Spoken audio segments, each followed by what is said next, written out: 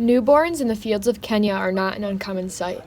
The infants are not there to work, but only so that they will not starve to death while their mothers harvest the fields. From the moment a child is born, their chances for a life of prosperity are heavily compromised. In the rural areas of Africa, children are bred to help their families with tilling their fields. This ideology prevents children from being anything but a tool or object for work. Sadly, this is not the only area that is determined by Africa's notion of children.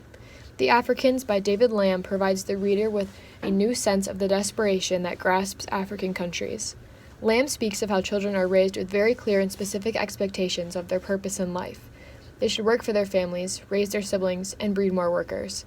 They should not receive an education or explore any personal desires. This is not because the children are being persecuted and mistreated, but simply because of the poverty state that Africa cannot seem to escape. In developed countries, there are laws in place that prevent children from working at a young age. They are enforced to protect them physically, but also mentally to ensure that every child should have an equal opportunity for a prosperous life. In developing countries such as those in Africa, this is not the case. For Africans, large families with a multitude of children are a necessity of life. More children means more workers, which means more money, which means more stability for the entire family, deeming education for children more of a nuisance than a tool for success. Offspring are simply an asset.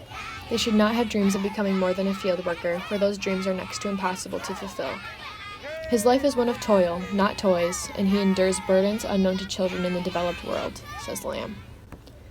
For those born into developed countries, the sky is the limit for dreaming and achieving. African children have one dream they were born to achieve, a life of labor. This is unsettling. Being raised in a public school in America, I believe that every child should have an equal opportunity to achieve their aspirations, no matter their background, race, or gender.